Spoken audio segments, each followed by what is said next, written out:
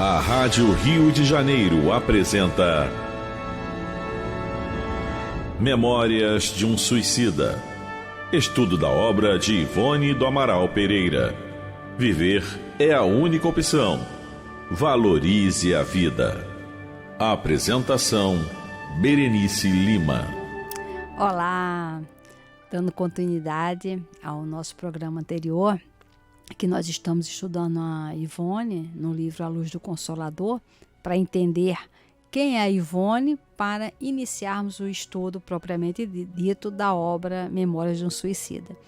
E no capítulo Blasfêmia, que é o que nós iniciamos no programa anterior, ela conta da importância de nós, espíritas, estudarmos a doutrina de forma metódica, de forma consciente, até para saber orientar, para saber não discutir com as pessoas, nem convencer, mas para não ficarmos calados diante de algumas situações.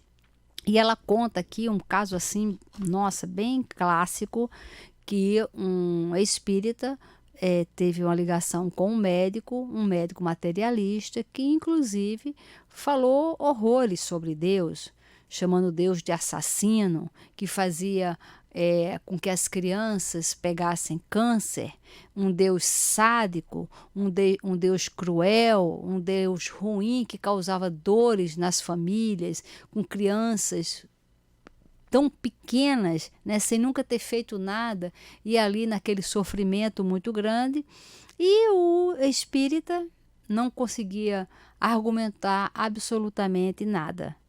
E aí essa pessoa perdeu a oportunidade de ter ouvido alguma frase, alguma coisa para refletir sobre essa visão materialista de Deus, sobre essa visão apenas materialista da doença, do sofrimento. E ele, como médico, se considerava muito melhor do que Deus, porque ele se compadecia, principalmente das crianças. Então a dona Ivone vem falando da importância da gente estudar de forma metódica, saber quais são os assuntos que estão nos livros.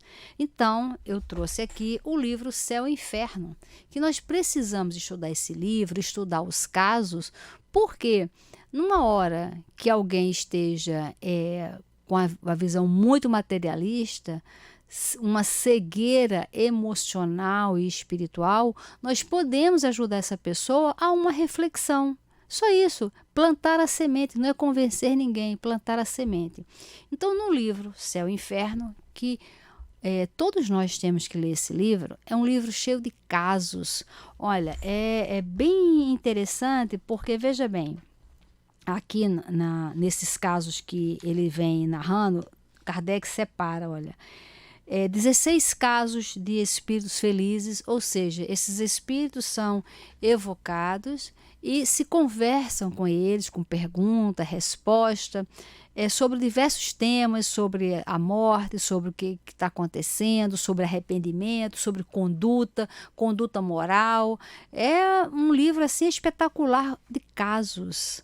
Então, olha, 16 casos de espíritos felizes, 6 casos de espíritos em condições medianas, 8 casos de espíritos sofredores, 9 casos de espíritos suicidas, 5 casos de criminosos arrependidos, 5 casos de espíritos endurecidos e 13 casos de expiações terrestres. Veja que o maior número de casos, 16, são de espíritos felizes, que vieram contar por que são felizes. E olha, eles são felizes devido ao comportamento, à conduta deles. Nada extraordinário, nada que a gente não consiga fazer. Então, são casos que nos trazem reflexão para a nossa mudança de vida. E aí eu trouxe um caso das expiações terrestres, até mesmo para a gente avaliar esse médico pediatra, materialista, que se horroriza porque Deus é sádico e causa câncer nas crianças. Um sofrimento para a criança, para os familiares, e que Deus é esse? E aqui Pronto. Nós precisamos estudar porque nós poderíamos falar para esse médico, olha, analisa um caso de um espírito de uma criança e depois você pensa sobre isso, só analisa. E vamos hoje analisar esse caso do Marcelo, o menino que está num hospital, ele tem 8 anos e estava um estado muito difícil, né? Inteiramente contorcido, já pela sua deformidade da doença. As pernas se lhe torciam, roçando pelo pescoço, num estado de tal magreza que eram pele em ossos, o corpo uma chaga, os sofrimentos atrozes. Ele era oriundo, né, de uma família israelita, ele era judeu. E a moléstia, né, dominava aquele organismo todo, de 8 anos, e demonstrava ele uma inteligência notável, além de candura, paciência e resignação edificantes. O médico que acompanhava ele, cheio de compaixão pelo pobre menino, um tanto abandonado, visto que seus parentes pouco o visitavam, tomou por ele certo interesse. E assim, não só tratava ele com bondade, mas fazia leituras para ele passar ali o tempo e conversava com aquele menino além apenas da consulta diária médica, porque ele estava no hospital. Um dia o menino falou para ele: doutor, tenha a bondade de me dar ainda uma vez aquelas pílulas receitadas. E o médico falou assim: para quê? E o menino respondeu: é que eu sofro tanto que dificilmente posso orar a Deus para que me dê forças, pois não quero incomodar os outros enfermos que aí estão. E essas pílulas fazem-me dormir, e ao menos quando durmo, a ninguém incomodo. Então, na verdade, ele queria uma medicação para dormir, mas não era para fugir. Era para não incomodar os que ali estavam. Essa era a verdadeira intenção dele. E aí o médico percebeu que esses sentimentos desse garoto eram sentimentos dele mesmo, né? Era de propriedade dele, ele não estava fingindo. E ele pensa, né, uma alma assim tão nobre e aquele mísero corpo, instrumento dos suplícios. É preciso negar a bondade de Deus ou admitir a anterioridade de causa, isto é, a preexistência da alma e a pluralidade das existências. Porque, veja, é a reflexão de um médico. O mesmo caso que aconteceu aqui. E quantos médicos nós conhecemos que são materialistas? E esse médico aqui, ele faz isso, né? Essa análise. Olha, Deus não pode ser bom, né, para deixar uma criança assim, a não ser que tenha alguma coisa por trás disso. E ele fala: os últimos pensamentos daquela criança, ao desencarnar, foram para Deus e para o caridoso médico que dela se condoeu. Decorrido algum tempo, foi o seu espírito evocado na Sociedade de Paris e deu a seguinte comunicação. Então agora é o espírito da criança falando: a vosso chamado, vim fazer com que a minha voz se estenda para além desse círculo, tocando todos os corações. Oxalá seu eco se faça ouvir na solidão e lhes lembre que as agonias da terra têm por premissas as alegrias do céu, que o martírio não é mais do que a casca de um fruto deleitável, dando coragem e resignação. Essa voz lhes dirá que, sobre o catre da miséria, estão os enviados do Senhor, cuja missão consiste na exemplificação de que não há dor insuperável, desde que tenhamos o auxílio do Onipotente e dos seus bons espíritos. Essa voz lhes fará ouvir lamentações de mistura com preces, para que lhes compreendam a harmonia piedosa, bem diferentes da de outros coros de blasfêmias. um dos vossos bons espíritos, grande apóstolo do Espiritismo, cedeu-me o seu lugar por esta noite. Aí aqui, entre parênteses, tem o seguinte, que Santo Agostinho, pelo médio com o qual habitualmente se comunica na sociedade. Então, foi o Espírito Santo Agostinho que deu o local, né, deu a vez para que esse espírito dessa criança pudesse falar. E ele continua: por minha vez, também me compete dizer alguma coisa acerca do progresso da vossa doutrina, que deve auxiliar aqueles que entre vós encarnam para ensinar a sofrer. O Espiritismo será a pedra de toque. Os padecentes terão o exemplo e a palavra, e então as imprecações se transformarão em gritos de alegria e lágrimas de contentamento. E aí, Kardec, né, as pessoas começaram a fazer perguntas para ele sobre a vida dele.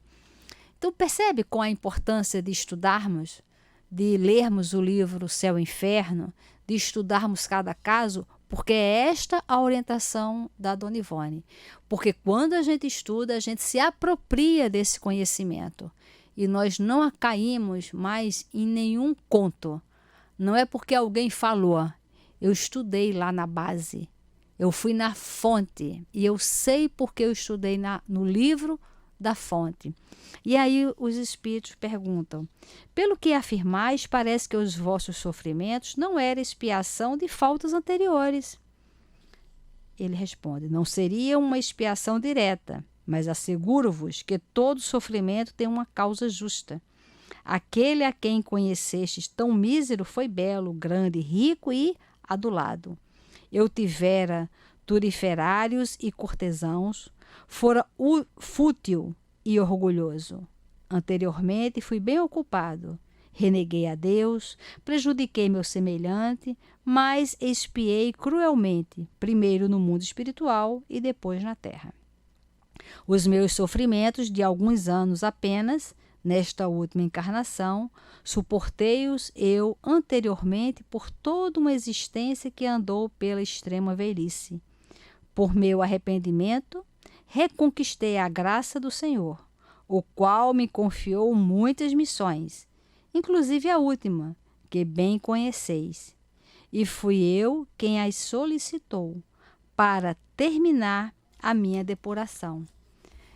Então, ele fala aqui de vidas passadas, né, do orgulho dele, de como ele prejudicou as pessoas, o não entendimento de Deus, e ele mesmo pediu essa reencarnação como criança, nesse sofrimento dessa doença, que ele fala que foi por tão pouco tempo, né? Foi 8, 10 anos e ele desencarna. E ele diz: adeus, amigos, tornarei algumas vezes. A minha missão é consolar e não instruir. Há, porém, aqui muitas pessoas cujas feridas jazem ocultas e essas terão prazer com a minha presença. E aí, em seguida, Santo Agostinho dá uma instrução, que é a seguinte: pobrezinho sofredor, definhado, ulceroso e disforme, nesse asilo de misérias e lágrimas, quantos gemidos dados! E como era resignado! E como a sua alma lobrigava já então o termo dos sofrimentos, apesar da tenra idade. No além-túmulo, pressentia a recompensa de tantos gemidos abafados e esperava. E como orava também por aqueles que não tinham resignação no sofrimento, pelos que trocavam preces por blasfêmias. Gente, é o Espírito Santo Agostinho que está dando esse laudo aqui para a gente. Que era essa criança, ela não só orava por ela, como ela orava por aqueles doentes que estavam sofrendo e que não conseguiam entender por que estavam ali e até blasfemavam. E Agostinho continua: foi-lhe lenta a agonia, mas terrível não lhe foi a hora do trespasse. Certamente, os membros convulsos contorciam-se, oferecendo aos assistentes o espetáculo de um corpo disforme a revoltar-se contra o destino, nessa lei da carne que a todo custo quer viver. Mas anjo bom lhe pairava por sobre o leito mortuário e lhe cicatrizava o coração. Depois esse anjo arrebateu nas asas brancas essa alma tão bela a escapar-se de tão horripilante corpo, e foram estas as palavras pronunciadas: Glória a vós, Senhor, meu Deus. E a alma subiu ao Todo-Poderoso, feliz, e exclamou: Eis-me aqui, Senhor. Deste-me por missão exemplificar o sofrimento. Terei suportado dignamente a provação? Hoje, o espírito da pobre criança sobressai, paira no espaço, vai do fraco ao humilde e a todos diz: esperança e coragem. Livre de todas as impurezas da matéria, ele aí está, junto de vós, a falar-vos, a dizer-vos, não mais com essa voz fraca e lastimosa, porém agora firme. Todos que me observaram viram que a criança não murmurava.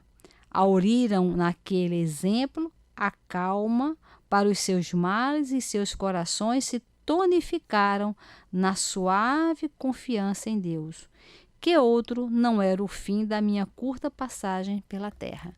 Então veja, essa criança em sofrimento, resignada, ela que pediu, ela espírito pediu para que esse comportamento nascesse em nós. Ao ver isso, nossa, quanta resignação, quanta fé, quanta confiança em Deus.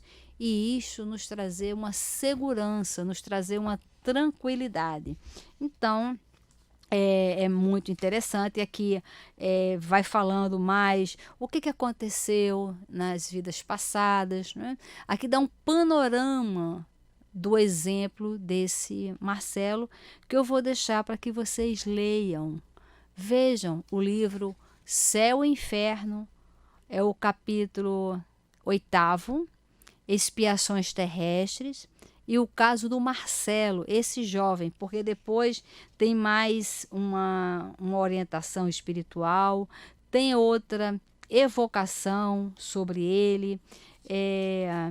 Perguntam assim para ele: olha, algum motivo particular vos induziu a escolher a última existência subordinada à religião israelita? Porque ele nasceu na religião judaica. E aí estão perguntando para ele se foi ele que também pediu para nascer nessa religião. E ele fala: não escolhi por mim só, mas ouvi o conselho dos meus guias. A religião de Israel era uma pequena humilhação a mais na minha prova, uma vez que, como em certos países, a maioria dos encarnados menosprezam os judeus e, sobretudo, os judeus mendicantes. Então, veja a lucidez desse espírito para fazer essas escolhas. Então, uma outra pergunta que foi feita para ele: na terra, com que idade começaste a vossa obra de expiação? Como vos ocorreu o pensamento de vos desobrigar das resoluções previamente tomadas? Ao exercerdes tão abnegadamente a caridade, teríeis a intuição das causas que a isso vos predispunham? Veja que é uma pergunta complexa. E olha o que ele responde: meus pais eram pobres, porém inteligentes e avaros. Moço ainda, fui privado da afeição e carinhos de minha genitora. A perda desta me causou tanto maior e fundo pesar, quanto meu genitor, dominado pela avidez de lucros, me abandonava completamente. Quanto aos meus irmãos, todos mais velhos do que eu, não pareciam aperceber-se das minhas mágoas. Foi um outro judeu quem, movido por sentimento mais egoístico do que caritativo, me recolheu em sua casa e me ensinou a trabalhar. O que isso lhe custara era largamente compensado pelo meu trabalho, que, aliás, excedia muitas vezes as minhas forças. Mais tarde, liberto desse jugo, trabalhei por conta própria, mas em toda parte, o trabalho como no repouso, perseguia minha saudade de minha mãe. À medida que avançava em anos, a lembrança desse ser mais fundamente se me agravara na memória, lamentando em demasia a perda do seu amor e do seu zelo. Então, ele foi aqui, não tardou fosse eu o único dos meus pais, pois a morte em breve, dentro de meses, ceifou-me de toda a família.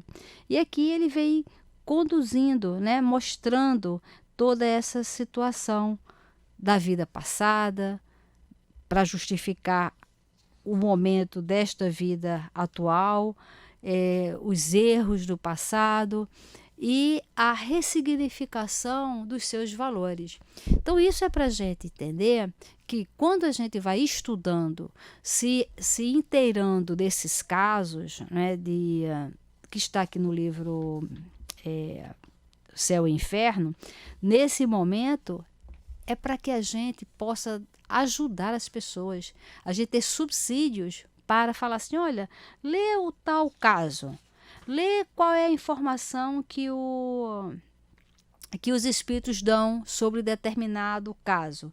Então, esse caso aqui do Marcelo, que eu não li todo, vou deixar para que vocês procurem no livro Céu e Inferno, para ler todo o caso. Se o espírita, se a pessoa soubesse desse caso, poderia ter, no caso, é muito caso, que a Ivone está falando, de um médico materialista que atendeu um espírita e esse médico blasfemava contra Deus, dizendo que Deus era sádico, era ruim, porque causava sofrimento nas crianças, doença nas crianças, e esse espírita nada pôde falar, porque se dizia espírita, mas sem conteúdo, sem estudo, teve apenas que sair do local sem poder plantar na mente desse médico algo que desse para ele a reflexão. Olha, se você não sabe conversar, argumentar, aí você indica, olha, tira cópia desse caso e fala, doutor, dá uma lida aí, vê o que é que o senhor acha. Porque quando a gente vai lendo o livro Céu e Inferno, nós também vamos... ao ler, a nossa mente vai entrando em contato com a mente dos guias. Então, muitas vezes, você dar esse livro, alguém ler, a pessoa vai ter uma percepção, porque ao ler, ela abre um campo, ela abre um campo de percepção, que muitas vezes o próprio mentor, o anjo de guarda, facilita naquela hora ser o tal clique do conhecimento. Mas, para isso, nós espíritos precisamos saber onde estão os assuntos nos livros da codificação, quais são os temas abordados, quais são os casos narrados, para que a gente faça da nossa doutrina o remédio para a nossa alma. Por isso que eu sempre digo que a rádio é uma farmácia para nós. Ela tem remedinhos aqui, porque quem está nos ouvindo agora, se for materialista, já recebeu o remedinho para fazer a reflexão sobre essa visão materialista de Deus, principalmente relacionados às questões de doença, de criança, que às vezes é difícil para a pessoa entender sem essa visão espiritual do passado, de vidas passadas e propostas da evolução espiritual, que isso a doutrina nos traz, por isso que é uma doutrina consoladora, que nos traz esperança e consolação com a visão de futuro. E muita paz. A Rádio Rio de Janeiro apresentou Memórias de um Suicida, estudo da obra de Ivone do Amaral Pereira. Viver é a única opção. Valorize a vida.